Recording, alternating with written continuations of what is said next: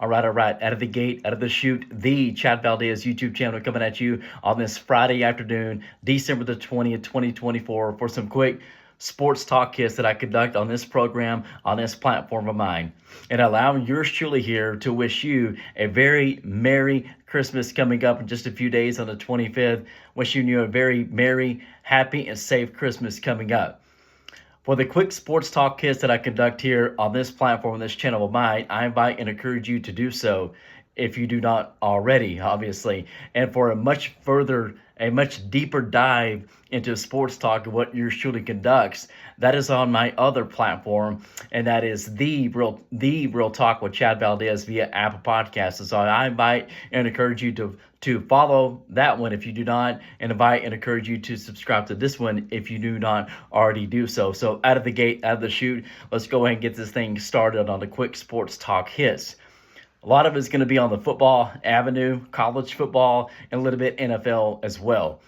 I'm just going to go ahead and start with NFL because the majority of it, I always say the best for last. That is college football, maybe even some golf talk, because Tiger and Charlie Woods, the favored names, if you will, of the 2024 PNC Championship. What a great way to conclude the entire 2024 golf/PGA Tour, and even though it's not for points or whatever, but all these guys there on the PGA Tour or the Champions Tour, no live golf guys. That does matter. So I'm looking for a great weekend. Cannot wait to see Tiger back in action. That is today, tomorrow, obviously the weekend.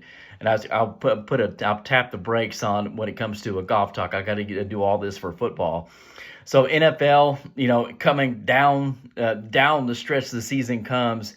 There's a lot of at stake. Obviously, that was last night. Amazon Prime, Chargers with the comeback win, the win that they had over Denver. A lot of things going forward with a lot of division games. Steelers, Ravens, AFC North. Obviously, the NFC East. Dallas Cowboys are still somewhat alive because they've won 3 of the last 4. They have 2 of the 3 games left versus NFC East opponents. They have the Tampa Bay Buccaneers coming up this Sunday night. Their only home Sunday night game. They have 2 on the road, 1 at home. And obviously their last regular season road game is versus the rotten, stinking, filthy Philadelphia Eagles next Sunday. And if they win that one, they're going to make things really interesting.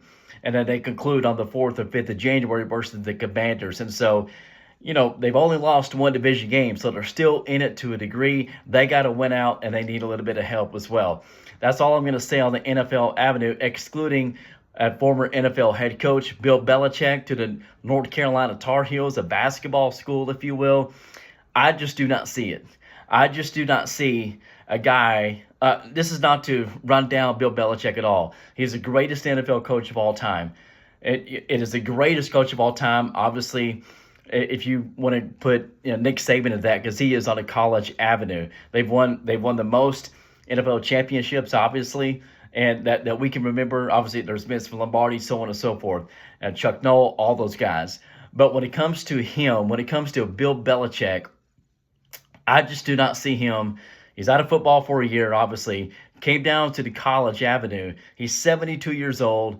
Doesn't have any type that I have actually seen or heard of a specific connection to the Tar Heels of North Carolina.